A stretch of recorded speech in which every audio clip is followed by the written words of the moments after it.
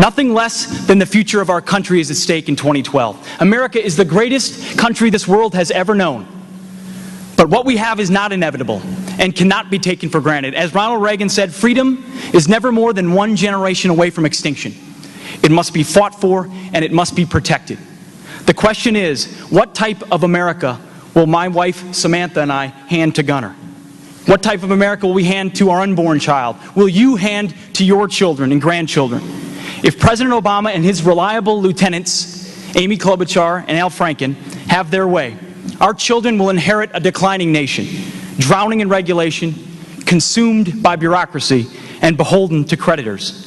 Now is the time to reverse that course, to fight for our conservative principles and bring back Reagan's Morning in America. Going along to get along won't cut it anymore.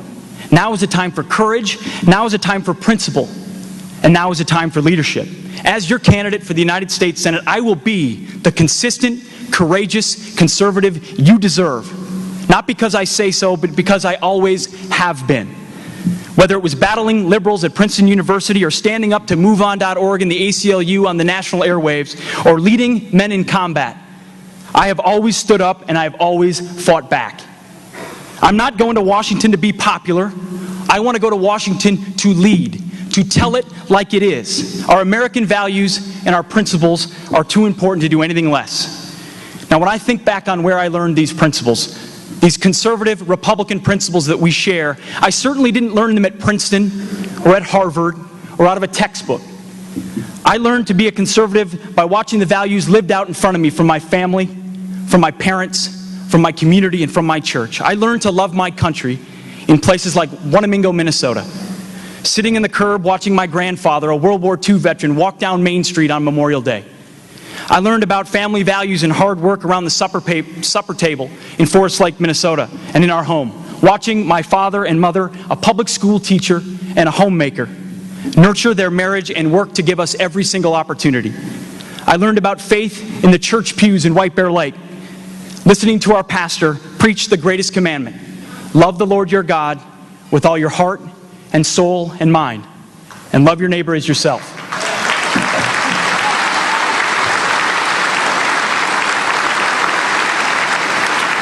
Finally, I learned courage in distant places called Baghdad, Samarra, and Kabul, where I watched our bravest fight and die for what we cherish: freedom. That's where I learned to be a conservative, and that's why I'm a Republican. That's why we're all Republicans. We believe in individual liberty, personal responsibility, limited government, lower taxes, traditional values, a strong national defense, and a reverence for our founding documents. All we need is the courage to fight for these principles. Because it hasn't just been Democrats who've gotten us into this mess. It's been Republicans who talk like conservatives on the trail, and then they go to Washington and they vote like Democrats. And we can't afford it anymore.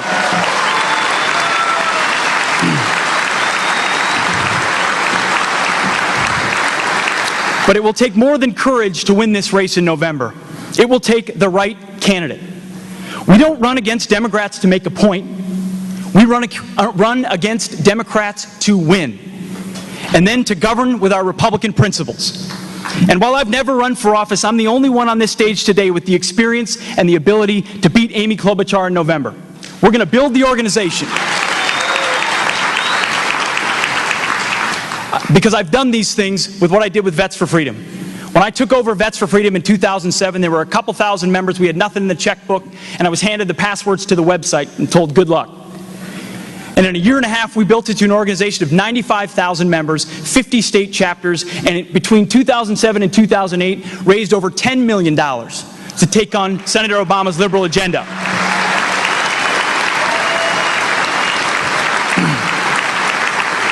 And then in 2010, we helped elect 8 conservative Republican veterans to Washington, one of which was Alan West down in Florida.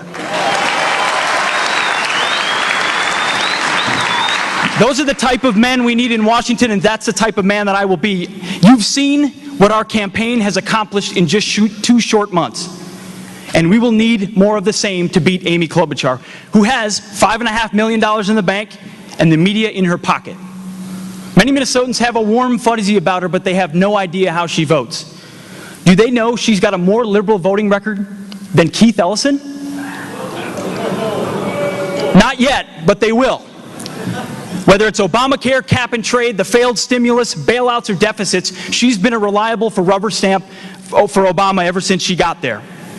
We also know that this election is going to be about jobs and the economy and our national debt. But you would not know that from watching Amy Klobuchar.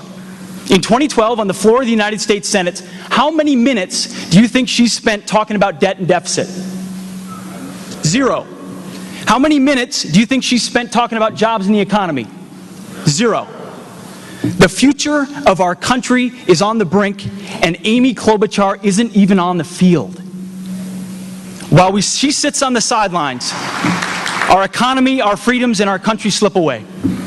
You know, I've served in some dangerous war zones, but I got to confess, I'm a little nervous about this election. From what I've heard, there's an even more dangerous place to be right here in Minnesota. From what I'm told, you do not want to get caught standing between Amy Klobuchar and a photo op.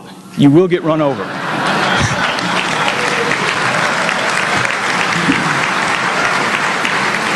But all jokes aside, this race is not about Amy Klobuchar and it's not about Pete Hegseth. It's about our values, what we know to be true as conservative Republicans. We know that politicians do not create jobs. Small business owners create jobs. And it's the job of an elected official to get the heck out of the way so the job creators can do their job.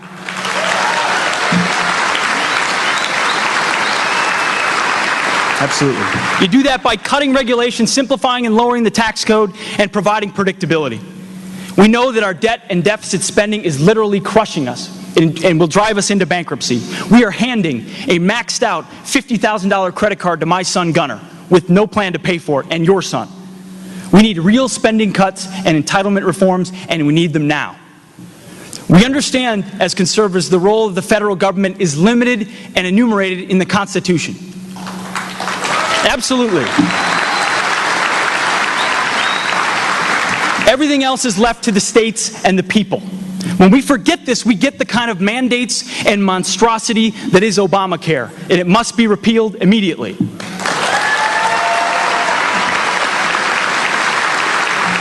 Finally, as a veteran of the tours in Guantanamo Bay, Iraq, and Afghanistan, I know the peace we have in this country comes through strength. America is an exceptional nation, but we have to fight for it.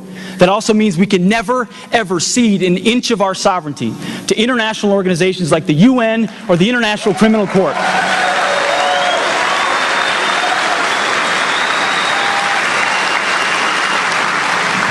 As long as I have breath, I can tell you my son and your son and the guys I served with will never be fighting in blue helmets under a UN flag. Never.